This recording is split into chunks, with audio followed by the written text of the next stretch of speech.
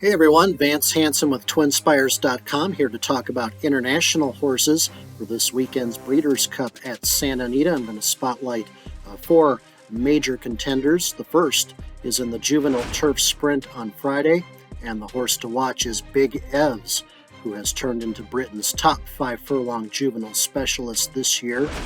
He first broke out at Royal Ascot, winning the Windsor Castle by 3 lengths. He later added races like the Molecomb at Goodwood and the Flying Childers at Doncaster.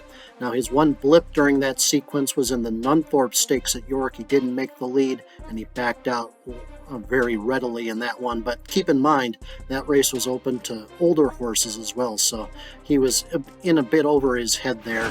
Back with juveniles, he's got American-style speed out of the gate. Big Evs is very dangerous in the Juvenile Turf Sprint on Friday.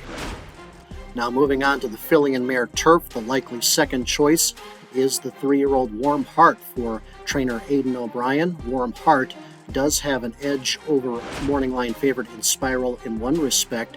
She is proficient at 1.25 miles and has run as far as 1.5 miles 3 times this year in races like the Ribblesdale, the Yorkshire Oaks, and the Prix Vermeil.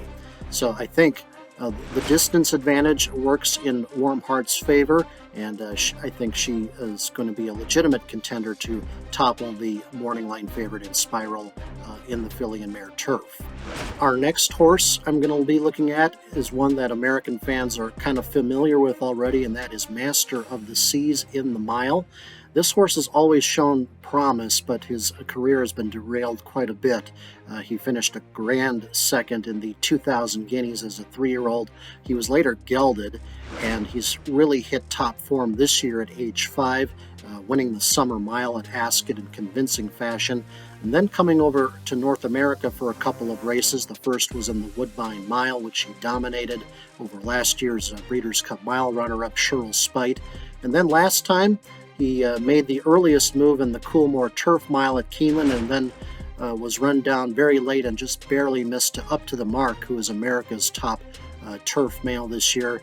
Up to the Mark is running in the 1.5 mile turf later in the card, so Master of the Seas has got clear sailing from that rival on Saturday's race. He will have to overcome post 14 in the mile, but a lot of good horses have done that in that race at Santa Anita in the past, so Master of the Seas is still one to consider and to respect in that one.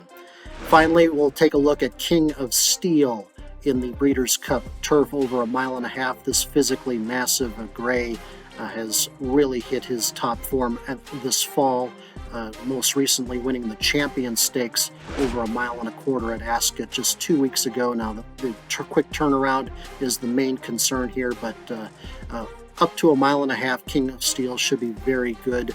He won the King Edward VII at Royal Ascot. He ran a very good second to Auguste Rodin in the Epsom Derby to start his season. Auguste Rodin actually had a prep, and King of Steel did not in that very famous 1.5 mile event. So King of Steel, I think, is going to be in a much better position to turn the tables on Auguste Rodin on Saturday in the turf compared to earlier in the season. So those are my 4 international horses spotlighted.